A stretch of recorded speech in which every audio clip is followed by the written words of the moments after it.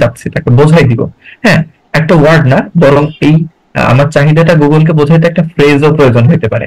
তো যখন আমি একটা শব্দের সাথে বা সরি একটা শব্দ বা একগুচ্ছ শব্দ দ্বারা নিজের মনের ভাব গুগলকে প্রকাশ করতেছি, এবং এই শব্দ বা শব্দগুচ্ছ যখন আমার চাহিদাকে রিপ্রেজেন্ট করতেছে মার্কেট প্লেস বা কোনো সার্চ ইঞ্জিনের মধ্যে, তখন এইটা পুরোটা একটা কিওয়ার্ড হয়, অথবা কোনো একটা শব্দ হচ্ছে তখন একটা কিওয়ার্ড।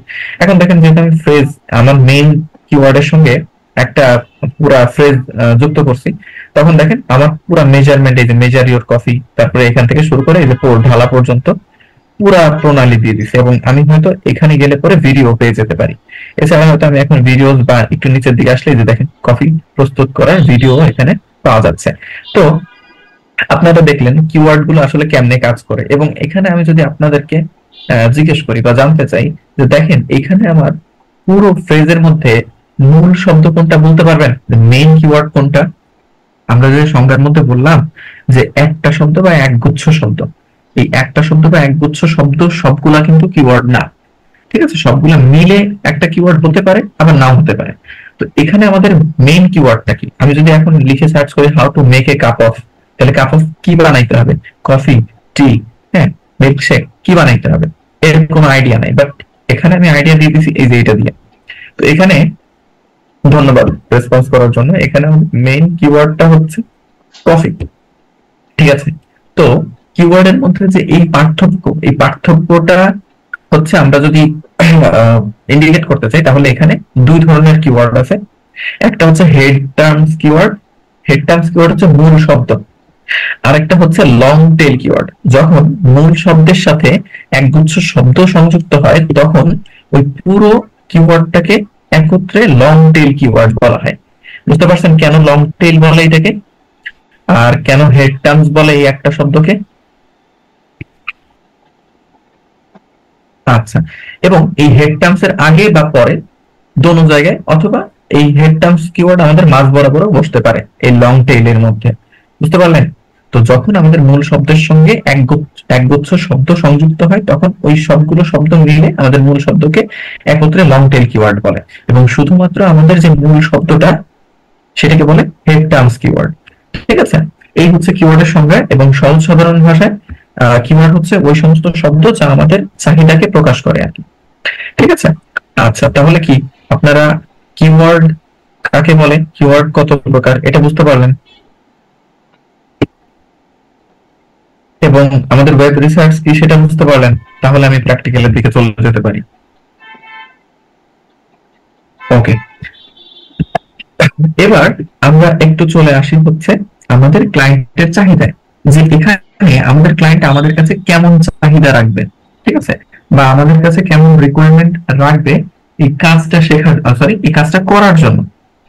ঠিক আছে, ক্লায়েন্ট কিভাবে আমাদের কাছে কাজটা চাইবে, যে আমাকে এটা করে দাও, এটা খুঁজে দাও, হেন তেন এরকম।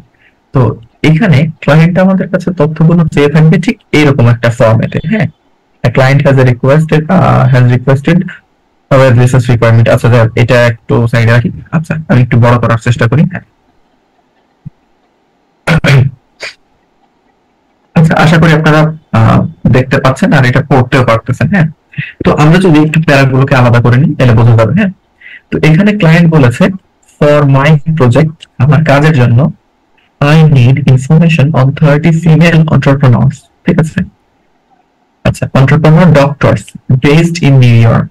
ফর মাই প্রজেক্ট, আমার কাজের জন্য আমার তথ্য লাগবে 30 জন নারী উদ্যোক্তাদের, যাদের পেশা হবে কি doctor, based in new York. তাদের অবস্থান থাকতে হবে কোথায়? নিউ ইয়র্কে থাকতে হবে তাদের অবস্থান। ওকে, আচ্ছা, they should have a minimum of 20,000 followers on Instagram. তাদের থাকতে হবে মিনিমাম, সর্বনিম্ন 20,000 ফলোয়ার, হ্যাঁ, 20,000 অনুসরণকারী থাকতে হবে তাদের কোথায়? সে কিন্তু প্ল্যাটফর্মের নামটাও এখানে বলে দিছে কোন প্ল্যাটফর্মে থাকতে হবে।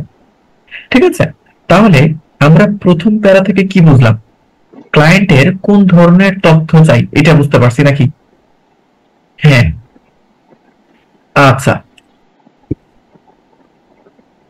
ওকে। তো আমরা প্রথম প্যারা থেকে জানতে পারলাম ক্লায়েন্ট আসলে কোন ধরনের ব্যক্তিদের চাচ্ছে, কোথা থেকে চাচ্ছে, কোন পেশার মানুষদের চাচ্ছে, এবং তাদের ক্যাটাগরিটা কেমন হবে। এবং তাদের লিঙ্গ জেন্ডার ডিফারেন্সিয়েট করে দিছে এখানে। আচ্ছা, বেশ ভালো কথা আমাদেরকে বোঝাই দিছে যে বাবু আমাকে এই ক্যাটাগরির লোক, এরকম লোকেদের খুঁজে দাও। বেশ ভালো কথা।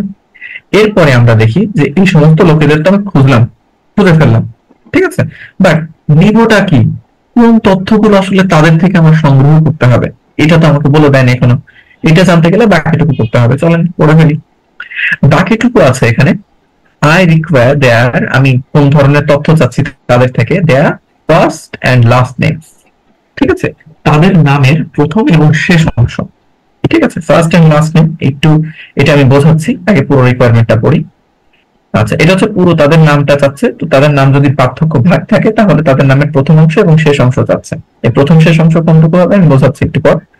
এরপরে দেখেন এখানে লেখা ইনস্টাগ্রাম ইউআরএল অর হ্যান্ডেলস। তো এখানে ইনস্টাগ্রাম ইউআরএল অর হ্যান্ডেল বলতে মূলত তাদের প্রোফাইল লিংককে বোঝায়, ঠিক আছে। এরপরে আইদার উভয়, তাদের email, their email and either email or website details। এখানে or বলতে বোঝাচ্ছে ইমেল অথবা ওয়েবসাইটের ডিটেলস একটা দিলেই হলো, ঠিক আছে। আচ্ছা, এরপরে দেখেন, তো একটা দিলেই হলো বলতে আপনাদের দুটো সেকশন নিয়ে अवेलेबल রাখতে হবে, পাইলে অবশ্যই দিবেন, না পেলে যে কোনো একটা দিলেই হচ্ছে। দেন এরা বলছে হয় ইমেল না হলে ওয়েবসাইট, যে কোনো একটা দিলেই হবে, এখানে বলে দিছে। বাট তারপরে দেখেন কি বলছে, if an email isn't available, যদি একটা ইমেল কি না থাকে, হ্যাঁ, উপস্থিত না থাকে, a website link is required। তার মানে এখানে কি বোঝালো, ইমেল না পেলেও ভাই সমস্যা নেই, website link is required, website লিংকটা ভাই থাকতেই হবে, আমাকে দিতেই হবে এটা, ঠিক আছে। তাহলে চাহিদাটা বুঝছেন কি চাচ্ছে ক্লায়েন্ট চাচ্ছে ওই সমস্ত ব্যক্তিদের নাম, তাদের ইনস্টাগ্রাম প্রোফাইলের লিংক, তাদের ইমেল অথবা ওয়েবসাইট চাচ্ছে, এবং এটাও বলে দিছে ইমেল যদি আমি নাও পাই ওয়েবসাইটের লিংক মাস্ট পাইতেই হবে আমার, ঠিক আছে। ওয়েবসাইট না পেলে ওই লোকের তথ্য নেওয়া যাবে না।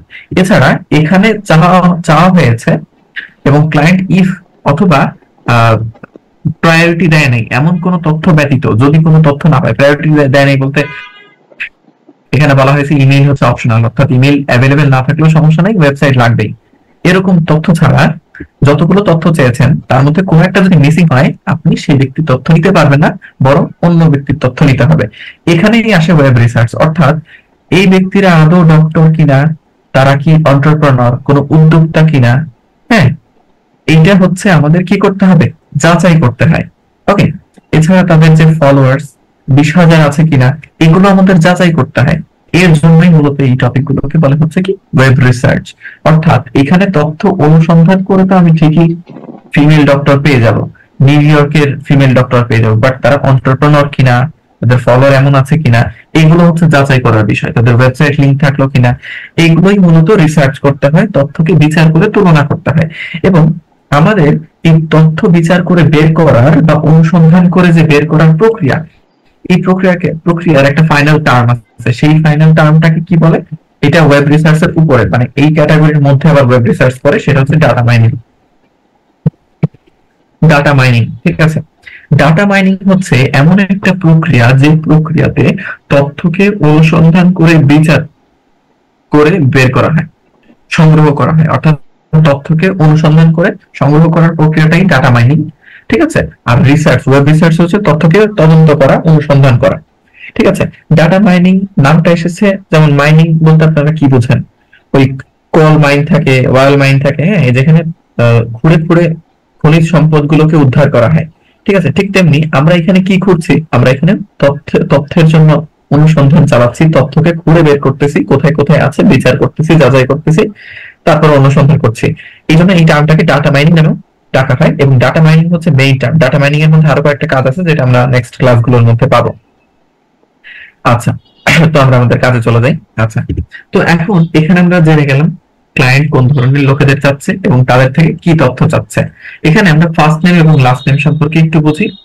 এটা এরকম যে আমার এখানে নাম